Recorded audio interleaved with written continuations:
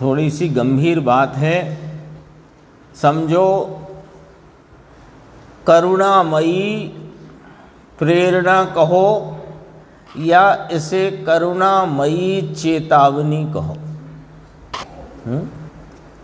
ऐसा होता है ना, डॉक्टर होता है डॉक्टर, तो डॉक्टर कभी कह जाए कि भाई अब 2-4 दिन ही समझो, तो डॉक्टर की वो चेतावनी भी करुणामयी है। ऐसा ही अपन समझते हैं, डॉक्टर पे नाराज तो नहीं हो जाते, है ना। ऐसी ही चेतावनी सद्गुरु अपने को देते हैं, तो जरा देखना और थोड़ी गंभीरता से इसको सुनना।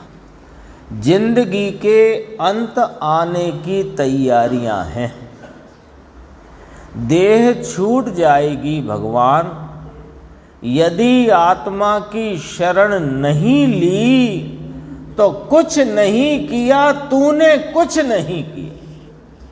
बोलो,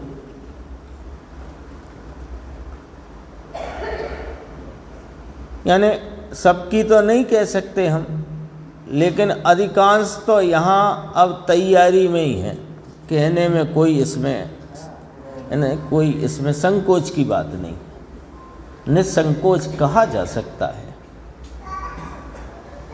अधिकांश अपन यहाँ जो एकत्रित हैं इस सभा में, जिंदगी के अंत आने की तैयारी में है। तो अंत आता है जिंदगी का तो क्या होता है, आत्मा तो मरता नहीं है, ये देह छूट जाती है। और यदि आत्मा की शरण नहीं ली इस अभी वर्तमान पर्याय में, जो समय जितना थोड़ा ही शेष रह गया है, थोड़ा ही, बहुत नहीं है अब शेष, तो थोड़ा ही बाकी बचा है, उसमें यदि आत्मा की शरण नहीं ली तो तूने कुछ नहीं किया। न अरबों खरबों रुपए कमाए हों और पूरे हिंदुस्तान के हर शहर में कोठी बंगले बनाए हों, तो क्या किया कि शून्य। अरे ये तो हुई पाप की वृत्ति की बात है।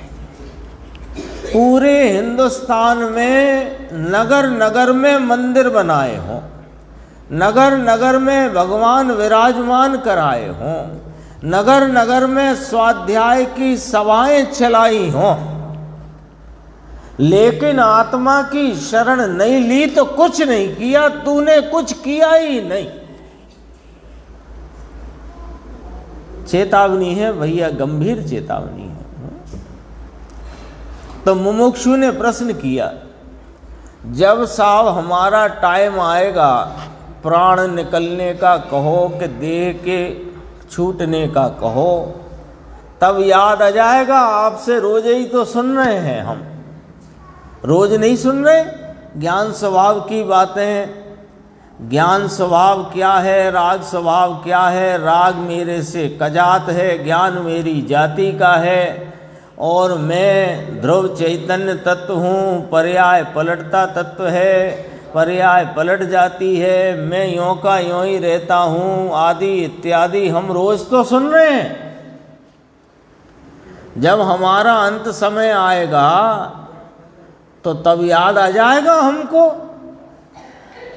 ऐसा उन्होंने, मुमुक्षु भाई ने वहाँ सभा में गुरुदेव के समक्ष ये अपनी बात कही। अब यहाँ से जवाब देखना, बहुत गजब का है। याद किया होए तो आए ना, क्या याद आएगा। अरे याद आया उसमें क्या है, याद आ गया मैं गायक हूं, ये तो धारणा हुई, इससे कुछ नहीं होता। जाओ देखो भैया, कठिन बात है लेकिन जरूरी बात है, जरूरी बात है, गांठ बांध लेने की बात है।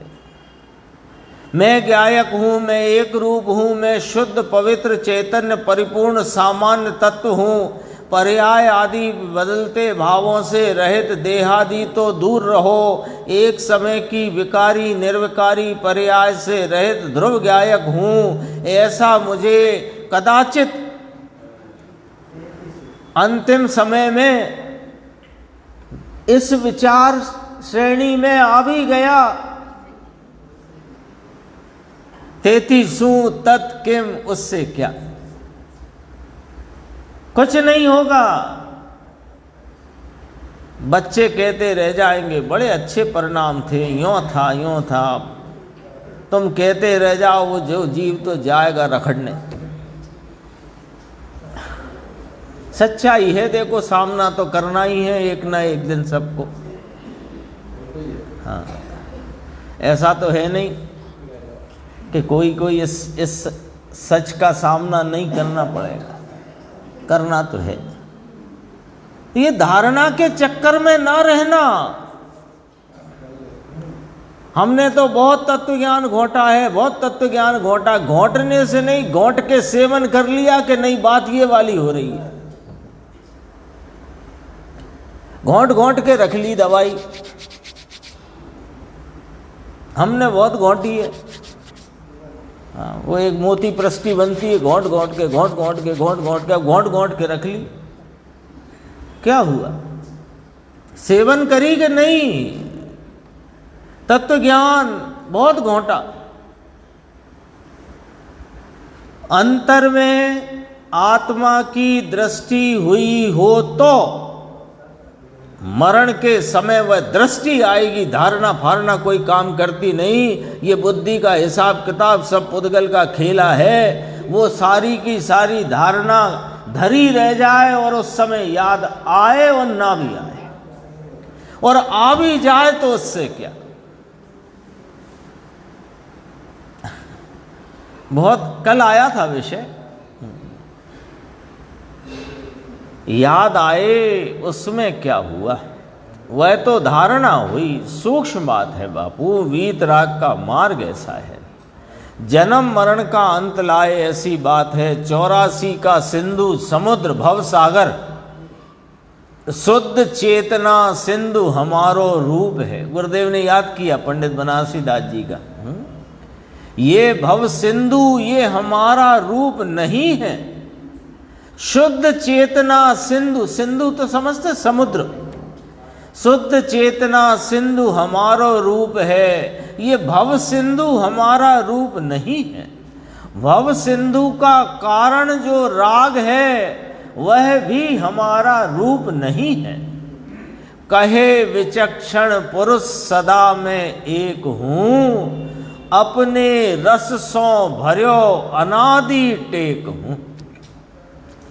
अनादि मेरी चीज आनंद कंद, शुद्ध चैतन्य घन, निर्विकल्प आनंद सामान्य ध्रुव स्वरूप मैं त्रिकाल हूँ।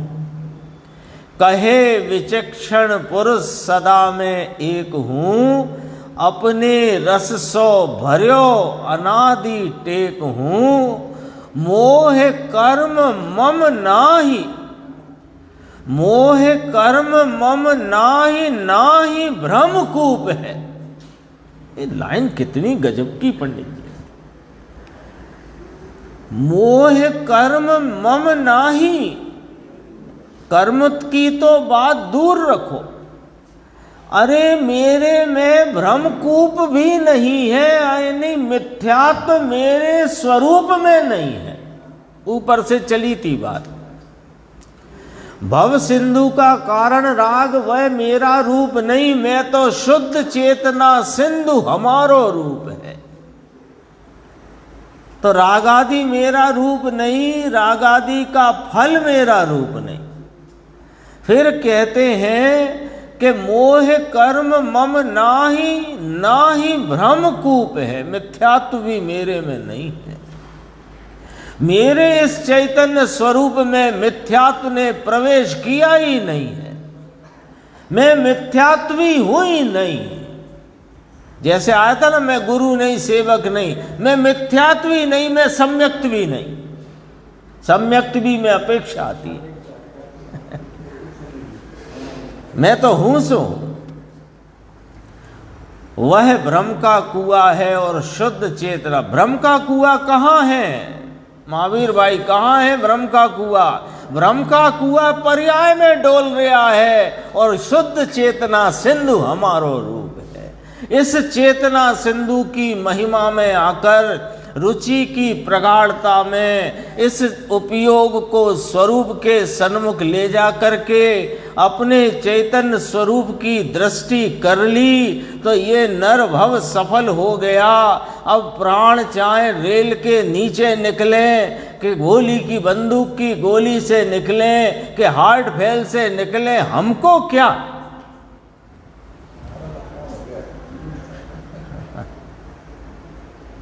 बोलो साहब, तैयारी इसे कहते हैं।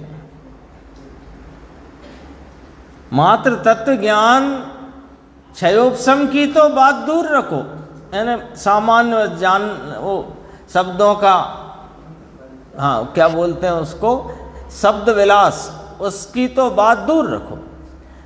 निर्णय की कोटि में लेकर धारणा तक भी रहा तो भी कुछ नहीं। घोंट घोंट के रखने से नहीं, सेवन करना पड़ेगी औषधि। औषधि यही है कि, और कैसे करेंगे कि इस बस यहीं से पकड़ो। शुद्ध चेतना सिंधु हमारो रूप है, इसकी महिमा इतनी अधिक होना चाहिए कि इसकी महिमा के आगे किसी की अन्य की महिमा न हो। तब इसकी रुचि की प्रगाढ़ता में उपयोग अपना स्वरूप का आलम्बन लेकर, दृष्टि का परिणमन होकर शुद्ध चेतना सिंधु का अनुभव होता है। दृष्टि सम्यक पने परिणमती है। वास्तव में यही तैयारी है, और ये तैयारी नहीं की तो समझो हमने कुछ नहीं किया। जो ऊपर गुरुदेव ने कहा था शेष चर्चा।